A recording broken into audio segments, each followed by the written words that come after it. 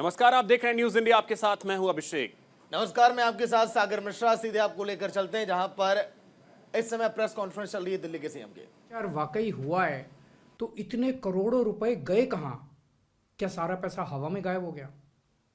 सच्चाई ये है कि किसी तरह का कोई भ्रष्टाचार हुआ ही नहीं। अगर होता तो पैसा भी मिलता। ऐसे फर्जी केस में आम आदमी पार्टी के कई नेताओं को इन्होंने अभी तक जेल में रखा हुआ है। किसी के भी खिलाफ कोई सबूत नहीं है, कुछ साबित नहीं हो रहा, खुलेआम गुंडागर्दी चल रही है, किसी को भी पकड़ के जेल में डाल दो। अब बीजेपी मुझे गिरफ्तार करना चाहती है।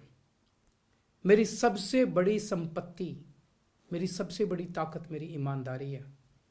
झूठे आरोप लगा के, फर्जी समन भेज के ये मुझे बदनाम करना चाहते हैं, मेरी ईमानदारी पे चोट करना चाहते हैं। इन्होंने मुझे समन भेजे हैं। मेरे वकीलों ने मुझे बताया कि ये समन गैर कानूनी है। क्यों गैर कानूनी है? ये मैंने इनको विस्तार से लिख के भेजा है। मैंने बताया है कि उनके समन कैसे गैर कानूनी है, लेकिन उन्होंने मेरी एक भी बात का जवाब नहीं दिया। इसका मतलब उनके पास मेरी बातों का जवाब नहीं है। इसका मतलब वे भी मानते हैं कि उनका नोटिस गैर कानूनी है। क्या मुझे एक गैर कानूनी समन का पालन करना चाहिए? अगर कानूनी रूप से सही समन आएगा तो मैं पूरा सहयोग करूंगा। बीजेपी का मकसद जांच करना तो है ही नहीं। इनका मकसद तो लोकसभा चुनाव में मुझे प्रचार करने से रोकना है। ठीक लोकसभा चुनाव के पहले इन्होंने मुझे समन भेजा है। क्यों? इस जांच को चलते 2 साल हो गए। अभी ठीक लोकसभा चुनाव के पहले मुझे क्यों बुलाया जा रहा है? पहले क्यों नहीं बुलाया? सीबीआई ने मेरे को 8 महीने पहले बुलाया था। मैं सीबीआई में गया था, उनके सारे जवाब भी दिए थे। लेकिन अब ये लोग ठीक लोकसभा चुनाव के 2 महीने पहले मुझे बुला रहे हैं। तो बीजेपी का मकसद कोई पूछताछ करना थोड़ी है। इनका मकसद है पूछताछ के बहाने केजरीवाल को बुला लो और उसे गिरफ्तार कर लो, ताकि मैं लोकसभा चुनाव में प्रचार ना कर पाऊं।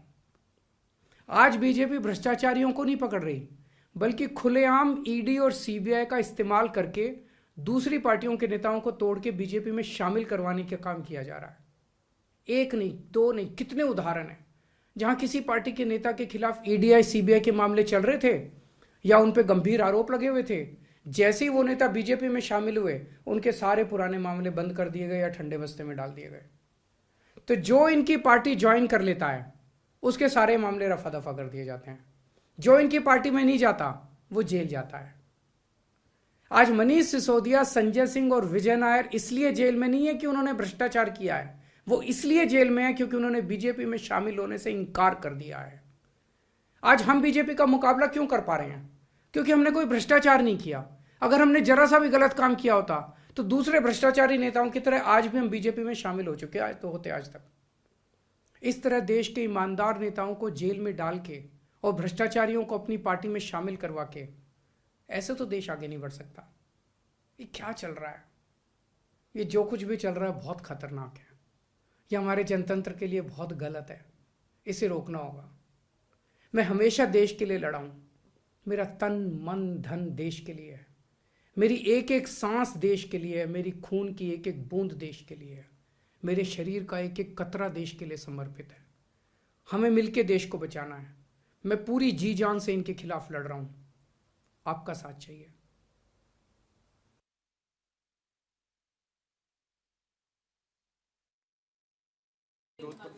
अभी तक किसी के खिलाफ कोई सबूत नहीं मिला। एक लाइन ये लिख के उसको फायर करवा दो।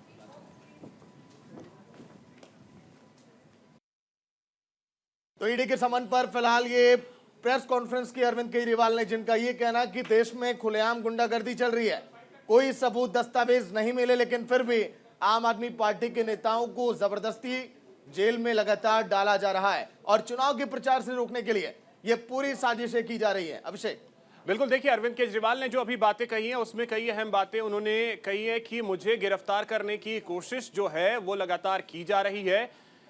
ईडी के पास कोई भी सबूत नहीं है और ये जो समन है वो गैर कानूनी है। यानी जो समन दिया गया है उसी पर अब सवाल उठा रहे हैं अरविंद केजरीवाल। तो देखिए, समन बहुत जल्द हो सकता है कि चौथा भी मिल जाए, क्योंकि सूत्रों के हवाले से यह जानकारी है कि ईडी चौथा समन देगी। अभी तक 3 समन को इग्नोर किया है अरविंद केजरीवाल ने, और आज जो प्रेस कॉन्फ्रेंस उन्होंने की है उसमें उन्होंने अपनी गिरफ्तारी की आशंका भी जताई है। उनका यह कहना है कि मुझे गिरफ्तार करने की साजिश चल रही है, और वो भी ठीक चुनाव से पहले। तो अरविंद केजरीवाल ने कहा कि मेरी ईमानदारी ही मेरी छवि है। समन पर केजरीवाल बोले घोटाला हुआ है तो आखिर पैसे कहां पर गए ये भी बताया जाए।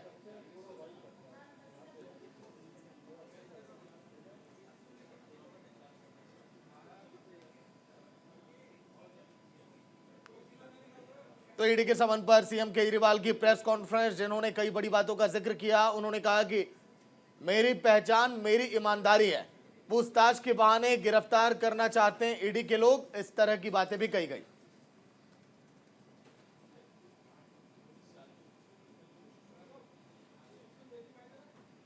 तो देखिए, कल ईडी ने केजरीवाल को तीसरी बार समन दिया था और पूछताछ के लिए बुलाया था, लेकिन सागर उसमें अरविंद केजरीवाल पेश नहीं हुए थे। तो देखिए, पेशी आरोप और सवाल लगातार खड़े हो रहे हैं। अगले ग्राफिक्स चलाइएगा जहां पर केजरीवाल की बड़ी बातें होंगी आज के दिन के। केजरीवाल की तरफ से ईडी को जवाब भी भेजा गया। केजरीवाल ने कहा कि आपको जो सवाल पूछने उसे लिखकर आप भेजिए। यही बात आतिशी और यहां पर आम आदमी पार्टी के और मंत्रियों ने भी कही। अभिषेक, बिल्कुल, देखिए, इससे पहले जो समन मिलते रहे हैं उस दौरान अरविंद केजरीवाल कई बातें कहते रहे हैं। कहीं व्यस्तता का जिक्र उन्होंने किया कि कई बार वो बिजी हैं जिसकी वजह से वो नहीं जा पाए हैं। लेकिन सबसे बड़ा सवाल यही उठता है कि अगर समन मिल रहा है तो कट्टर ईमानदार की बात वो करते हैं, तो वो ईमानदारी आपको प्रूफ अगर मांगा जा रहा है दे दीजिए, क्या दिक्कत है। समन आपको मिला है, ईडी के सामने जाएं और जाकर के जो भी सबूत आपके पास हैं आप दे दीजिए। फिर देश आपके ईमानदारी पर कहीं शक नहीं करने वाला है। तो देखिए, कल के दिन ये तीसरी बार जब उनको समन भेजा गया तो वो पेश नहीं हुए। कल के दिन उन्होंने ये कहा कि मैं गणतंत्र दिवस की तैयारियों में व्यस्त हूं, राज्यसभा चुनाव की तैयारियों में व्यस्त हूं, इसीलिए मैं ईडी दफ्तर पूछताछ के लिए नहीं आ सकता। बिल्कुल, देखिए, और राज्यसभा चुनाव की तैयारियां कितनी, सिर्फ और सिर्फ आपको कैंडिडेट चुनना होता है।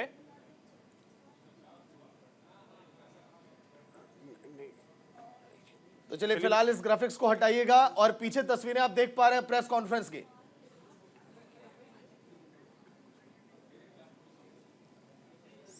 सीएम केजरीवाल की प्रेस कॉन्फ्रेंस, और उस दौरान उन्होंने जिक्र किया कि चुनाव के प्रचार को रोकने के लिए ऐसा किया जा रहा है।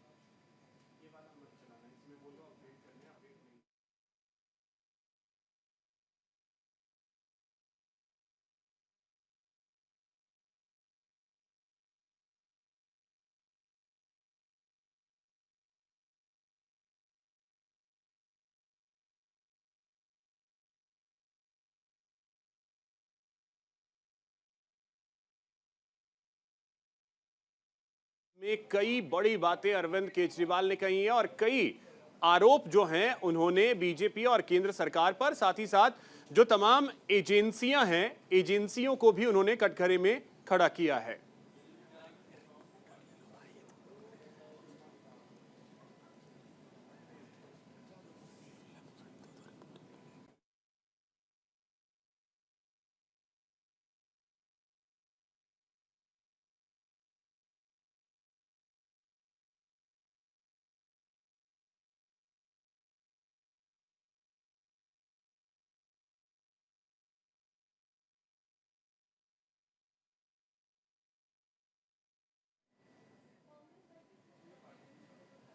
तो चलिए, फिलहाल कंचन और आनंद इस समय हमारे दोनों सहयोगी दिल्ली से लाइव जुड़ गए हैं पूरी जानकारी के साथ, क्योंकि आज दिल्ली में भी हलचल बहुत ज्यादा थी इस खबर के बाद। अभिषेक, बिल्कुल, देखिए, सीधे आनंद आपके पास आ रहे हैं। अरविंद केजरीवाल ने आज प्रेस कॉन्फ्रेंस में टारगेट सीधे तौर पे अगर कहें तो वो ईडी, बीजेपी और केंद्र सरकार को किया है। आनंद, संबोधन का अगर लबोलबाब निकालेंगे तो उनका यही था कि ईडी तो उन्होंने सवाल निशान लगाए, बीजेपी पर निशान लगाया। उनका साफ कहना था कि लोकसभा चुनाव से पहले बीजेपी उनको चुनाव प्रचार से रोकना चाहती है, लेकिन उन्होंने इस चीज का जवाब नहीं दिया कि क्यों इससे संबंध पर वो हाजिर नहीं हुए। जो सवाल ईडी पूछना चाहती थी, वेरीफाई करना चाहती थी, जो गवाह ने बताए थे उसको वेरिफिकेशन को लेकर तमाम चीजों पर, उससे वो खामोश है। और लेकिन निशान तमाम इंस्टीट्यूशंस पर, सीबीआई में बताया उन्होंने कितना गया था। और लेकिन सबसे बड़े समय के ऊपर वो जो क्वेश्चन उठा रहे हैं बीजेपी के कि लोकसभा चुनाव से रोकना चाहती है। लेकिन आपको देखने वाली बात ये होगी कि जब इसको लेकर ईडी 3 बार सम्मन दे चुकी है, उसके बाद चौथे की तैयारी कर रही है, लेकिन जब चीजें वेरीफाई जो करना चाहते हैं ईडी, वो लगातार उसमें पेश नहीं हो रहे। और यही कारण है कि अब ईडी जो आगे होगी, धीरे धीरे कहीं ना कहीं चीजें टाइट होती चली जाएंगी और आम आदमी पार्टी के जो संयोजक केजरीवाल सबसे बड़े नेता है, वही वो नेता है जिसको लेकर आम आदमी पार्टी तमाम उनके मॉडल्स पे लेके प्रदेश के अलग अलग हिस्सों में जाती है। पंजाब में इनकी सरकार है, आप देखिए एक के बाद एक धीरे धीरे वो जो मॉडल पेश करते थे, पहले वो स्कूल मॉडल हुआ करता था और स्वास्थ्य मॉडल हुआ करता था, उसकी धीरे धीरे कहीं ना कहीं कलाइयां खुल रही हैं। एलजी ने आज भी एक FIR दर्ज करने को दे दिया है, जो कि मोहल्ला क्लिनिक की जांच के ऊपर चलिए इस तरह कंचन निकल इस समय रहा था। मौजूद है हमारे साथ, जो सुबह से लगातार आम आदमी पार्टी के दफ्तर के बाहर से अपडेट दे रही है। कंचन, आम आदमी पार्टी के मुखिया अरविंद केजरीवाल का ईडी को कटघरे में खड़ा करना, केंद्र को कटघरे में खड़ा करना, सफाई उन्होंने दी है, बच गया निकल गया, आज के दिन प्रेस कॉन्फ्रेंस है।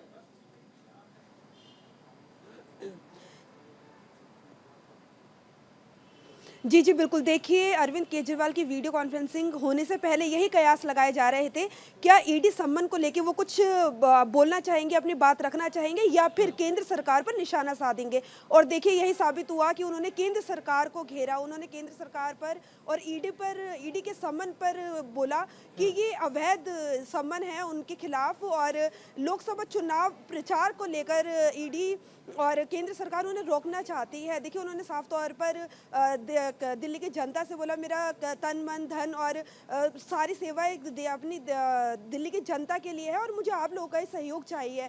और केंद्र सरकार पर निशाना साधते हुए उन्होंने कहा कि ये ईडी के थ्रू ईडी का मिसयूज हो रहा है और ईडी के थ्रू गलत सम्मन, अवैध सम्मन भेजे जा रहे हैं जिसकी कोई ज़रूरत नहीं है। इस प्रकार से उन्होंने केंद्र सरकार उन्होंने अपने सम्मन को लेके कि ये किस प्रकार से है और आगे वो क्या करेंगे सम्मन को लेकर, चौथा सम्मन जैसे सुनने में आ रहा है। आज उनकी गिरफ्तारी होनी थी लेकिन हो नहीं पाई, वो की नहीं गई और ईडी ने साफ तौर पे कहा कि हमारी तरफ से ऐसा कुछ भी नहीं था। ये आम आदमी पार्टी ने पूरा कल से एजेंडा फैलाया हुआ था कि उन्हें अरविंद केजरीवाल गिरफ्तार हो जाएंगे, लेकिन ईडी ने इसे दरकिनार करते हुए बिल्कुल साफ खंडन किया इन बातों का। ठीक है, और ठीक है कंचन, आते हैं फिर से। आनंद, एक चीज अब समझना चाहेंगे, देखिए अब ठीक है कंचन आते हैं। आनंद, एक चीज समझना चाहेंगे, अवैध समन होता क्या है? अगर ये अरविंद केजरीवाल कह रहे हैं बार बार कि ये समन ही अवैध है, समन ही अवैध है, अवैध समन होता क्या है? क्या इसे आप समझ पाए हैं? जरा अगर आप समझ पाए हो तो आप भी जरा समझाइएगा कि क्या होता है ये अवैध समन। अगर केजरीवाल की बातें कहें तो उन्होंने पहले भी कई बातें कही थी जो कि आप देखेंगे इतिहास में दर्ज है। उन्होंने कहा था मैं घर नहीं लूंगा, मैं गाड़ी नहीं लूंगा और मैं आम आदमी की तरह जीऊंगा, लेकिन क्या हकीकत है उससे तो आप जानते हैं। आज घर उनके पास आलीशान है, गाड़ियों का एक काफिला है और जिस सम्मन को वो अवैध कह रहे हैं, दरअसल वो किसी गली चलते हुए व्यक्ति ने नहीं दिया। वो भारत की एक संस्थान है ईडी, इन्फोर्समेंट डायरेक्टरेट, जो कि हवाला का जांच तक करती है। तो और ये अगर सम्मन दे रही तो वो पूछताछ को लेकर सम्मन है, जो कि संवैधानिक तौर पर वैलिड है। केजरीवाल क्या कहते हैं उस वो अलग बात है, लेकिन जो ईडी ने सम्मन दिया है उसके बाद उनको पेश होना था। और जो कॉन्स्टिट्यूशन कहता है, हमारा संविधान कहता है कि जब भी कोई एजेंसीज जैसे ईडी, सीबीआई समेत तमाम ये एजेंसीज देश की प्रीमियर एजेंसीज हैं जो करप्शन, भ्रष्टाचार, हवाला से लेकर तमाम चीज़ों की जांच करता है, लेकिन उसके बाद भी अगर वो सम्मन दिया जाता है तो कई आप इतिहास देखिए, अब तक जिसको भी दिया गया वो पेश होता है। आप लगातार हो सकता है कि इंस्टीट्यूशन है दिल्ली के मुख्यमंत्री या कुछ सहूलियत मिल सके, लेकिन सच्चाई ये है कि उस सम्मन के बाद इनको पेश होना होगा, नहीं तो ईडी कोर्ट जाएगी और अपनी चीजें रखेगी उनके पास कोर्ट पे कि लगातार हम कई सम्मन दे चुके हैं, लेकिन उसके बाद भी अरविंद केजरीवाल नहीं आ रहे। तो हो सकता है उसके बाद कोर्ट इस मामले में सख्त हो और उनके खिलाफ एनबीडब्ल्यू भी निकल सकता है। वो आगे की बात है, लेकिन अभी तक आप देखिए लगातार 7 सम्मन झारखंड के मुख्यमंत्री हेमंत सोरेन को भी दिए गए हैं। लगातार कोशिश करती है एजेंसीज, क्योंकि जो ये जो बैठे होते हैं व्यक्ति एक संवैधानिक पद पर बैठे होते हैं, कई काम होते हैं लोगों के, तो कई बार कोशिश करती है इंस्टीट्यूशन की उनको समय दिया जा सके, कहीं वो आए। आज व्यस्त हैं तो कल आए, कल व्यस्त है तो परसों आए, लेकिन उनको हाजिर होना पड़ेगा। जो कि ये लगातार एक शब्द का इस्तेमाल कर रहे हैं अवैध, वो पूरी तरह से गलत है, क्योंकि संवैधानिक एजेंसी ने दिया है। एक एजेंसी जो भारत सरकार के हवाला से लेकर तमाम बड़ी चीजों को जांच करती है। इनके ऊपर आरोप है कि 2 मीटिंग लेकिन देखिए आनंद, बार-बार केजरीवाल का यही कहना कि हमें रोका जा रहा है। टाइमिंग को लेकर आम आदमी पार्टी ने हर बार सवाल खड़े किए। चुनाव प्रचार है, हम लोग लगातार उसमें जुटे, इसीलिए रोका जा रहा है। हमारी ईमानदार वाली जो छवि है उसको धूमिल किया जा रहा है। कहीं इस तरह की मंशा आपको दिखाई देती है क्या हर बार के समन को लेकर? की बातें की जाए तो आप तमाम चीजें देखिए। जब इससे पहले सत्येंद्र जैन थे तो उन्होंने खुद कहा था कि मैंने तमाम फाइलें सत्येंद्र जैन की देखी है उनकी बेल होने में आम आदमी पार्टी को मशक्कत करनी पड़ी। आपने मनीष सिसोदिया को कट्टर ईमानदार बताया था, सुप्रीम कोर्ट तक की वर्डिक्ट है कि ये पूरी तरह से मामले में सीरियसली संलिप्त है, इसलिए उनकी जमानत नहीं दे सकते। तो उसके बाद इन्होंने तमाम चीजें, कट्टर ईमानदार जो एक शब्द का वो लगातार इनकी पार्टी इस्तेमाल करती है, और हालात ये होते हैं कि उस जिस व्यक्ति के लिए इस्तेमाल करते हैं उसको बेल लेना भी मुश्किल हो जाता है, कोर्ट जल्दी बेल नहीं दे पाती। और अगर केजरीवाल कह रहे हैं कि समय खराब है, तो आप देखिए, ये भारत है, ये डेमोक्रेसी है, दुनिया की सबसे बड़ी, इसको मदर ऑफ डेमोक्रेसी कहा जाता है। लोकसभा चुनाव के साथ साथ आप तमाम विधानसभा चुनाव देखिए, देश में कहीं ना कहीं कभी ना कभी चुनाव चल रहे होते, तो आप चुनाव के चलते बिजी हैं, तो ये कहीं से वैलिड पॉइंट नहीं लगता। आप देखिए, अभी 5 विधानसभा चुनाव खत्म हुए, अब लोकसभा है, और लोकसभा के बाद ही हरियाणा के विधानसभा चुनाव है, तो चुनाव इस देश में लगातार चलते रहते हैं। आप चुनाव के चलते व्यस्त है, तो ये कोई सीधा या कहें वैलिड रास्ता नहीं है, लेकिन सम्मन दिया है तो आपको हाजिर होना होगा, नहीं तो आप कहीं ना कहीं उस संविधान की ही धज्जियां उड़ा रहे हैं जिसकी शपथ लेकर आप खुद मुख्यमंत्री बने हैं। जी कंचन, समय देख करके कि अब चुनाव नहीं है तब ईडी एक्शन लेगी, तब ईडी कार्रवाई करेगी, मतलब ये मांग है आम आदमी पार्टी की कि अभी अब चुनाव नहीं हो रहे हैं अगले 3 महीने, तो आप देखिए अब आप काम कर लीजिए अपना, यानी चुनाव है, ये दलील मतलब कहां तक फिट बैठती है?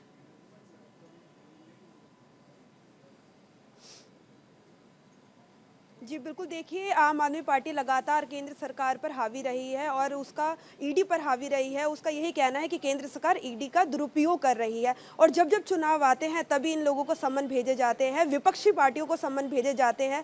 और लगातार विपक्ष का भी यही कहना है, हमलावर रही है केंद्र सरकार पर, कि हमेशा ही विपक्ष के नेताओं को ही क्यों ईडी सम्मन भेजती है, क्या भाजपा में कोई करप्ट नहीं है, क्या अन्य पार्टियों में कोई करप्ट नहीं है, क्यों विपक्ष को ही घेरा जाता है। इन्हीं सब चीज़ों को लेके अब केजरीवाल कह रहे हैं कि लोकसभा चुनाव है तो हमें प्रचार से रोका जा रहा है। देखिए कि दिल्ली में जो दिल्ली सरकार है, अरविंद केजरीवाल की आम आदमी पार्टी भ्रष्टाचार हटाने की उस पर ही अपनी पार्टी बना पाई थी दिल्ली में कांग्रेस के विरुद्ध, तब उसने बड़ी जीत हासिल की थी। और यदि अब उन्हीं पर भ्रष्टाचार के आरोप के लिए ईडी सम्मन भेज रही है तो ये कहीं ना कहीं उनके ऊपर एक बड़ा ही दाग है, जिसको लेकर वो बहुत ही इनसिक्योर है। और उनका लगातार यही कहना है, एक सेकंड आपको रोक रहे हैं, आनंद आप भी हमारे साथ बने रहे। अरविंद केजरीवाल ने क्या कुछ कहा है वो एक बार फिर से अपने दर्शकों को सुनवाते हैं। मेरे वकीलों ने मुझे बताया कि ये सम्मन गैर कानूनी है।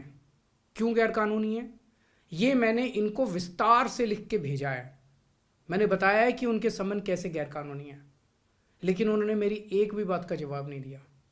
इसका मतलब उनके पास मेरी बातों का जवाब नहीं है। इसका मतलब वे भी मानते हैं कि उनका नोटिस गैर कानूनी है। क्या मुझे एक गैर कानूनी सम्मन का पालन करना चाहिए? अगर कानूनी रूप से सही सम्मन आएगा तो मैं पूरा सहयोग करूंगा, लेकिन अब ये लोग ठीक लोकसभा चुनाव के 2 महीने पहले मुझे बुला रहे हैं, तो बीजेपी का मकसद कोई पूछताछ करना थोड़ी है। इनका मकसद है पूछताछ के बहाने केजरीवाल को बुला लो और उसे गिरफ्तार कर लो, ताकि मैं लोकसभा चुनाव में प्रचार ना कर पाऊं। तो आप दिल्ली के सीएम को सुन रहे थे, जिनका यह कहना कि बीजेपी का मकसद केवल आम आदमी पार्टी को रोकना है। प्रेस कॉन्फ्रेंस की कड़ियां मैं सुना रहा था अभी दर्शकों को। आनंद, सुना आपने कि बीजेपी का मकसद यह है कि लोकसभा चुनाव के लिए अरविंद केजरीवाल प्रचार ना कर पाए। हर बार की जांच को इन लोगों ने केंद्र की सरकार से जोड़ के देखा है। आनंद जी बिल्कुल, आप देखिए तमाम चीज़ों को लेकर इन्होंने कहीं ना कहीं एक सवाल उस तमाम डेमोक्रेटिक सिस्टम पर भी उठाया है कि मैंने ईडी को बताया है कि आपका जो सम्मन है वो अनवैलिड है, यानी अनैतिक है। तो आप समझिए वो एक संस्थान है, वो भारत की एक पार्लियामेंट से द्वारा एक्ट पास हुआ था, उसके बाद वो बनाई गई है, तो कहीं ना कहीं उसके सम्मन को आप इनवैलिड बोल रहे हैं, तो वो पूरी तरह से नाजायज़ है। और यही कारण है कि आप तमाम चीज़ें उन्होंने रखा, और उन्होंने लेकिन पब्लिकली जब अपनी प्रेस कॉन्फ्रेंस पर ये चीज़ नहीं बताई कि जो अनवैलिड है वो क्या अनवैलिड है, क्यों अनवैलिड है। क्योंकि जो संविधान बोलता है कि उसकी एक्ट बनाया गया था ईडी का, उसके बाद ईडी बनी है, तो ये संवैधानिक तौर पर सही और उसका सम्मन एक वैलिड सम्मन होता है। अपनी प्रेस कॉन्फ्रेंस में इसको अनवैलिड तो बोला, लेकिन क्या कारण थे, क्यों इसको अनवैलिड बोला, वो सामने नहीं आए। और आप देखिए तमाम चीज़ें इन्होंने तमाम चीज़ों को लेकर तमाम इंस्टीट्यूशंस जैसे सीबीआई, ईडी, तमाम पर कहीं ना कहीं बीजेपी के साथ काम करने का दावा किया। तो लेकिन मैं आपको कुछ साल पहले याद करना चाहता हूँ, जब कांग्रेस की सरकार हुआ करती थी, सुप्रीम कोर्ट ने एक टिप्पणी दी थी कि सीबीआई पिंजरे का तोता है। लेकिन आप बहुत शुक्रिया फिलहाल आपका तमाम जानकारी के लिए। कंचन, आपका भी बहुत शुक्रिया तमाम जानकारी के लिए। यह वक्त है एक छोटे से ब्रेक का।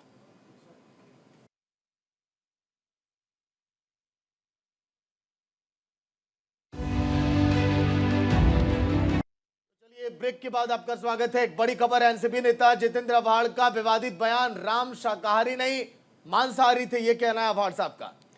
आपको बता दें, उन्होंने कहा है कि शिकार कर खाया करते थे भगवान राम। अब आव्हाड के बयान पर बीजेपी हमलावर है, साथ ही पूरे संत समाज में आक्रोश देखने को मिल रहा है।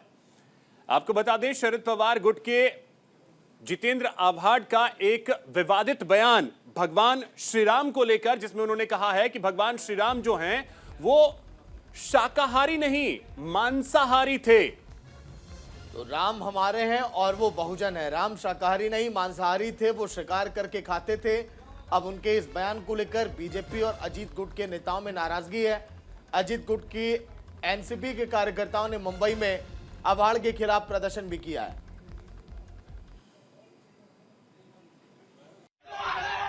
राम आपला आहे, बहुजनांचा आहे राम, शिकार करून खाणारा राम तो आमचा आहे, आमच्या बहुजनांचा। तुम्ही जिथे आम्हाला सगळे शाकाहारी बनवायला जातात की आम्ही रामाचा आदर्श पाळतो आणि आम्ही मटण खातो। हा रामाचा आदर्श, राम हा शाकाहारी नव्हता, तो मांसाहारी होता। 14 वर्ष जंगलात राहणारा माणूस कुठे जाणार हो ते शाकाहारी शोधायला? राम आपला आहे, बहुजनांचा आहे राम, शिकार करून।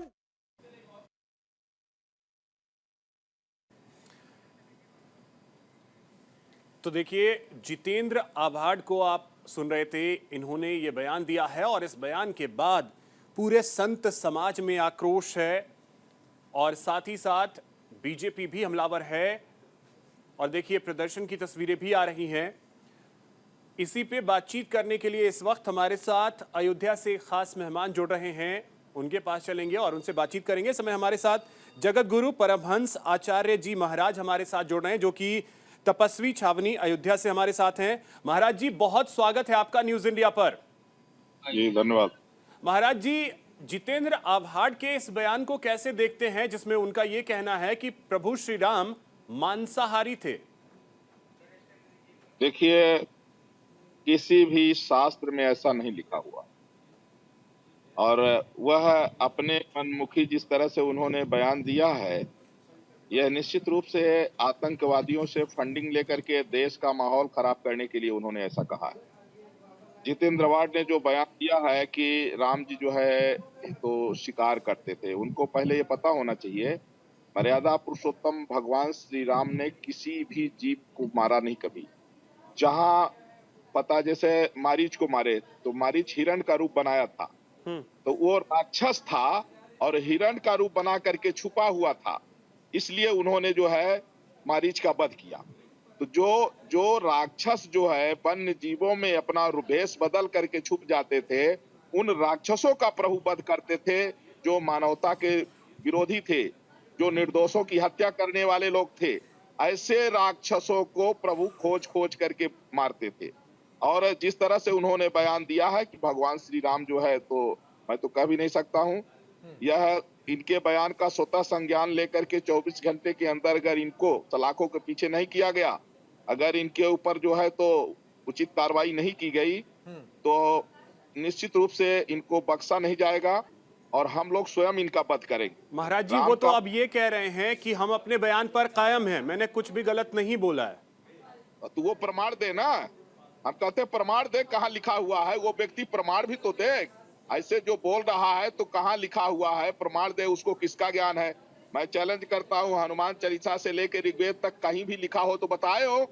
इस तरह का बयान जितेंद्र ने जो दिया है, वह आतंकवादियों से फंडिंग लेकर के देश में दंगा फसाद कराने के लिए ऐसा बयान, अगर दूसरे धर्म के विषय में ऐसा बोल दिया होता, अभी तक उसके चिथड़े उड़ गए होते, अभी तक चिथड़े उड़ गए होते उसके। और हम चैलेंज करते हैं, किसी के विषय में बोल के दिखा तो दे। राम जी के विषय में जिस तरह से बोला है, उसको पता होना चाहिए कि भगवान राम को अपना प्राण सर्वस्व मानने वाले देश के 80% लोग हैं। ठीक है राम के विषय में महाराज जी, ये जो स्वामी प्रसाद मौर्य, जितेंद्र आव्हाड जैसे जो नेता हैं, ये सनातन पर, आस्था पर ऐसे ही लगातार देखिए चोट ये मारते रहे, ऐसे नेताओं को लेकर क्या आप कहेंगे सर? बस मैं यही कहूंगा कि देखिए, जो इस तरह के लोग हैं, इनके ऊपर स्वतः संज्ञान लेकर के इनकी हेट स्पीच का इनके ऊपर जो है तो उचित कार्रवाई होनी चाहिए। नहीं तो हम लोग राम जी का अपमान नहीं सकते, चाहे उसके लिए हम लोगों को फांसी चढ़ना पड़े, लेकिन हम लोग स्वयं इसका ही हत्या करेंगे। ये हमने चैलेंज किया है, हमने उनको चेतावनी दी है कि वो या तो देश से क्षमा मांग ले, अपने बयान को वापस ले ले, नहीं तो वो प्रमाण दे कि किस शास्त्र में लिखा है, ऋग्वेद से लेकर के कहां लिखा हुआ है, वो किस आधार पर ऐसा बोल रहे हैं। इस तरह से जो कह रहे हैं उनको पता है कि किसके विषय में बोल रहे हैं, और उनको ये पता होना चाहिए कि अगर दूसरे के विषय में, दूसरे धर्म के विषय में इस तरह का बोले होते तो उनका क्या हश्र हुआ होता अभी तक। इसलिए हम लोग साधु संत हैं, हम लोग चाहते हैं कि ये अपना बयान या तो वापस कर लें, नहीं तो इनके ऊपर कार्रवाई की जाए। अगर ऐसा नहीं होगा तो हम लोग इनकी हत्या कर देंगे। नहीं महाराज जी, लेकिन प्रभु श्री राम कभी भी हत्या के तो पक्षधर थे नहीं, वो तो सौम्यता के पक्षधर रहे हैं और खुद वो सौम्य रहे हैं। तो अगर आप भी अगर ये कह रहे हैं कि हत्या हम कर देंगे अगर कोई एक्शन नहीं होता है, तो फिर उनमें और संत समाज में फिर अंतर क्या रह जाएगा? देखिए बहुत अंतर रहेगा। मैं आपको बताऊं, अगर आतंकवादी आते हैं तो आतंकवादी को सेना हमारी गोली मारती है कि नहीं मारती है? तो क्या आतंकवादी की तुलना आप सेना से कर देंगे, भारतीय सेना से? बिल्कुल नहीं। लेकिन आतंकवाद और सेना, इन दोनों में आसमान जमीन का अंतर है, और आतंकवाद और जितेंद्र आव्हाड के बयान में आसमान जमीन का अंतर है। उसी तरह से राम जी को मांसाहारी कहने वाला जो है, अगर कार्रवाई नहीं होगी तो उसको जिंदा रहने का अधिकार नहीं है। राम जी को पता है, रामायण काल में है, जब से कि राम का निंदा क्रोध बनता भय कपिंदा। रावण ने जिस समय जो है राम की निंदा किया, उस समय हनुमान जी जो है क्रोध में आ गए थे। तो भगवान श्री राम का अपमान हिंदुस्तान नहीं सहेगा, नहीं सहेगा, नहीं सहेगा। और इस तरह की जी के लिए हम कह रहे हैं, हम ही लोग हैं, हम लोग दूसरे धर्म के विषय में तो नहीं बोलते हैं। किसी को किसी के धर्म के विषय में मानो न मानो तुम्हारी इच्छा है, कोई किसी धर्म को मानता है नहीं मानता उसकी इच्छा, स्वतंत्र है, लेकिन किसी का अपमान करने का किसी का राइट नहीं है। जहां किसी की आस्था है उसकी आस्था पर इस तरह से जो है कुठाराघात करना, भगवान श्री राम को मांसाहारी बताने का उनका जो है तो आधार क्या है, कहां लिखा हुआ है, किस आधार पर वो व्यक्ति ऐसा बोल रहा है? कहीं लिखा तो होना चाहिए कि उस समय वो व्यक्ति था वहां। आधार क्या मानते हैं? अज्ञानता। हाँ, तो अज्ञानता है तो अज्ञानता का इलाज जो है कानून है, उनके विधिक कार्रवाई होनी चाहिए। अब अगर कार्रवाई नहीं होगी तो महाराज जी क्या अपनी तरफ से एफआईआर दर्ज करवाएंगे? बिल्कुल एफआईआर दर्ज कराएंगे, हम लोग विधिक प्रयास करेंगे। अगर जो है तो इनके बयान पर जो है नहीं संज्ञान लिया गया तो हम लोग स्वयं जो है, राम जी ने राक्षसों का वध किया था, क्यों किया था? आतताई जो होते हैं, जो आतंकवादी होते हैं, जो राक्षस होते हैं, जो आक्रांता होते हैं, इनका वध होना चाहिए। इनका वध बहुत जरूरी है। अगर इनका वध नहीं होगा तो पूरा समाज खत्म हो जाएगा। तो इस तरह से लोग गाली देते रहेंगे, मन बढ़ू लोग बने रहेंगे, लोगों का मन बढ़ता रहेगा। इसलिए इनके ऊपर एफआईआर विधिक कार्रवाई भी हम लोग कराएंगे।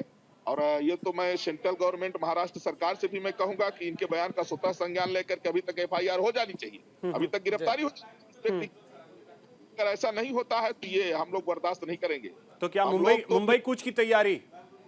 मुंबई कूच की तैयारी है। मैं चैलेंज कर रहा हूं, जिस तरह से हनुमान जी ने जो है तो कालनेमी का वध किया था, जिस तरह से जो है प्रभु श्री राम ने राक्षसों का वध किया था, जिस तरह से भगवान कृष्ण ने जो है तो कंस का वध किया था, जिस तरह से माता दुर्गा ने जो है तो महिषासुर राक्षस का वध किया था, उसी तरह से इस राक्षस का वध हम लोग करेंगे। लेकिन महाराज जी ये भी हम जानना चाहेंगे, क्योंकि देखिए पूरे देश भर में इस समय उत्साह का माहौल है। राम मंदिर की प्राण प्रतिष्ठा का कार्यक्रम 22 तारीख को होने वाला है। हो सकता है कि आव्हाड साहब लाइमलाइट में आने के लिए बहुत दिनों से सुर्खियों में नहीं है, इस तरह की बयान दे दिए। हाँ, तो ऐसा है, देखिए कि राम राज जब त्रेता युग में आया था तो उसके पहले बहुत राक्षसों का वध करना पड़ा था। अब फिर से 22 जनवरी को राम राज आ रहा है, तो ऐसे इस तरह के कुछ राक्षसों का वध जरूरी होगा तो हम लोग करेंगे। चलिए, बहुत शुक्रिया महाराज जी हमारे साथ जुड़ने के लिए और बातचीत करने के लिए, बहुत शुक्रिया आपका।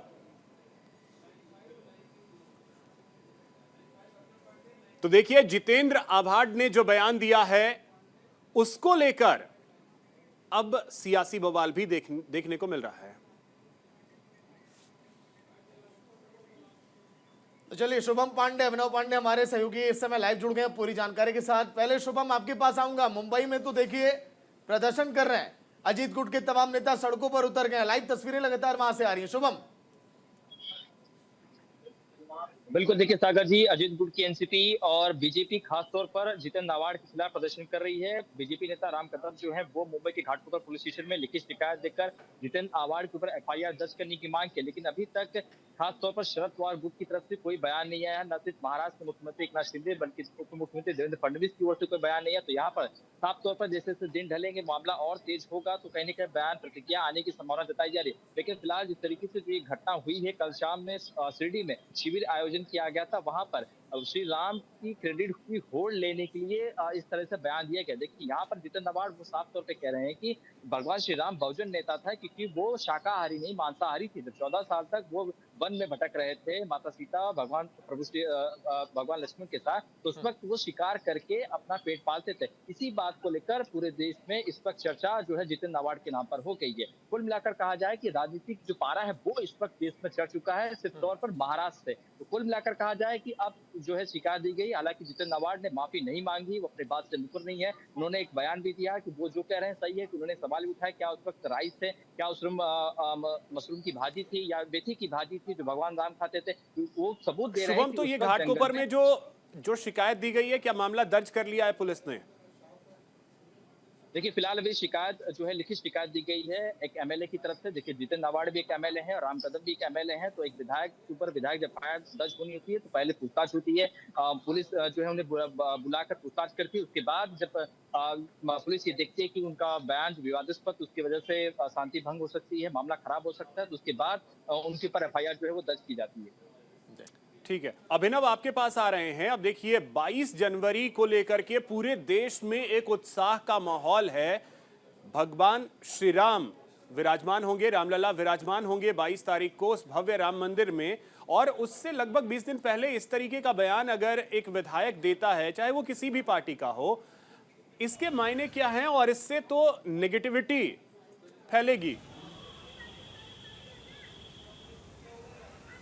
देखिए चुनाव 24 में नज़दीक है और ऐसे में आप देखिए तो 22 जनवरी को जो रामलला का जो है प्राण प्रतिष्ठा होनी है, प्रधानमंत्री वहां पर रहेंगे। निश्चित तौर पे जो है हर नेता जो है वो अपने अपने बयानों से, उत्तर प्रदेश की अगर आप बात करी तो स्वामी प्रसाद मौर्य का बयान जो है किसी से छुपा नहीं है। आए दिन वो हिंदुत्व को लेकर, हिंदू के उसको लेकर, अनुयायी को लेकर हर तरीके से विवादित बयान देते रहे। लेकिन उनकी पार्टी समाजवादी पार्टी के वो प्रवक्ता, वो बड़े नेता हैं, समाजवादी पार्टी विधान परिषद से सदस्य हैं। हालांकि इस पर डिम्पल यादव ने जरूर कहा कि वो उनका व्यक्तिगत बयान है, इसको लेकर दो फाड़ जरूर है समाजवादी पार्टी में। लेकिन राष्ट्रीय अध्यक्ष को अगर आप देखा जाए तो कल जन्मदिन मनाने गए थे स्वामी प्रसाद मौर्य का, उन पर किसी प्रकार की कार्रवाई, वो जानते हैं कि उत्तर प्रदेश में चुनाव, लोकसभा के चुनाव जब नज़दीक हैं, ऐसी सूरत में और उनकी जो समाजवादी पार्टी की हालत है वो भी किसी से छुपी नहीं है, तो शायद उनको बयान को लेकर जो है वो कोई पॉलिटिकल माइलेज लेने की कोशिश है। इसी तरह से जो है जितिन नावाड का भी यही है कि वो महाराष्ट्र में पॉलिटिकल माइलेज ले, लेकिन इसका उनके बयान के बाद ये कोशिश होती है। आप दोनों हमारे साथ बने रहें, कुछ प्रतिक्रियाएं हैं वो सुनवाते हैं।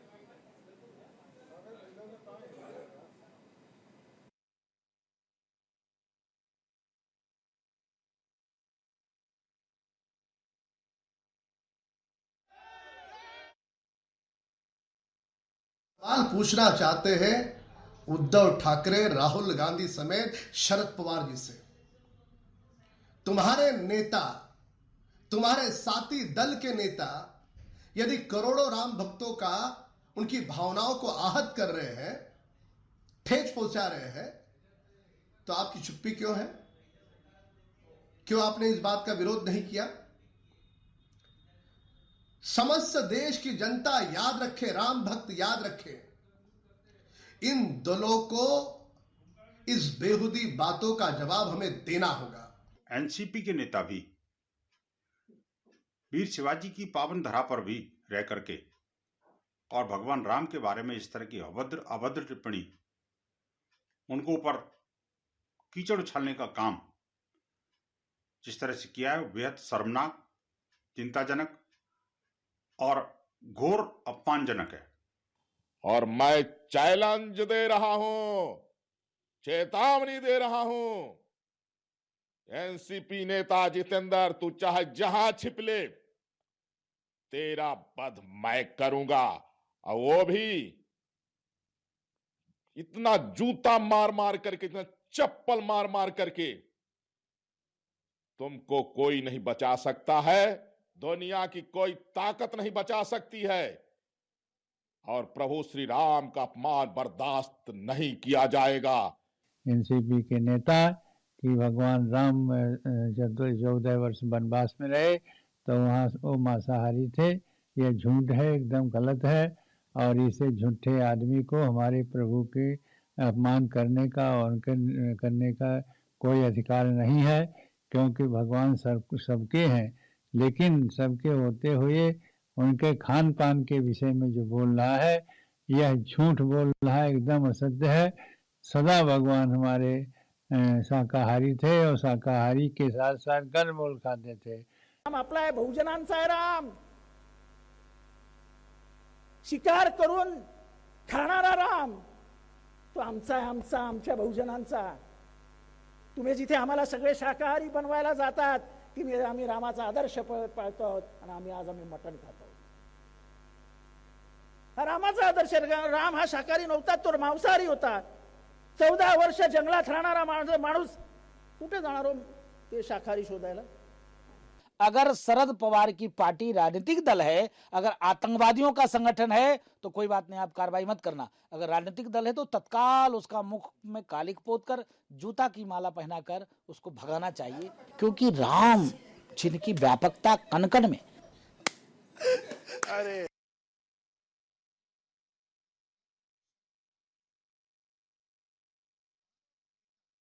तो देखिए जितेंद्र आव्हाड के बयान पर किस तरीके से बवाल मचा हुआ है। एक तरफ संत समाज काफी ज्यादा आक्रोशित है, वहीं दूसरी तरफ बीजेपी हमलावर है।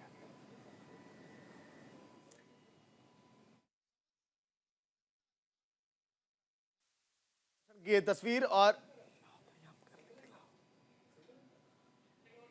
तो एनसीपी नेता के खिलाफ ये मोर्चा खोल दिया गया। तस्वीर आपकी टीवी स्क्रीन पर। सुबह से लगातार पूरे देश भर में इस समय राजनीतिक घमासान छिड़ा हुआ है। देखिए घाटकोपर थाने में फिलहाल शिकायत दर्ज कराई गई है।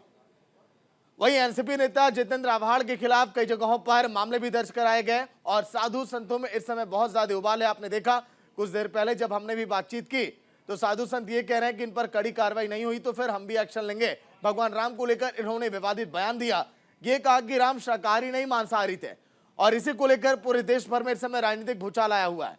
कई नेता सड़कों पर उतर के प्रदर्शन कर रहे हैं और गिरफ्तारी की मांग कर रहे हैं जितेंद्र आव्हाड के लिए। देखिए बीजेपी ने भी आव्हाड के बयान पर आपत्ति जताई है। सुबह से लगातार बयानों का दौर भी इस समय जारी है। आव्हाड के बयान के बाद साधु संतों में इस समय बहुत ज्यादा आक्रोश और उबाल साफ तौर पर देखा जा रहा है।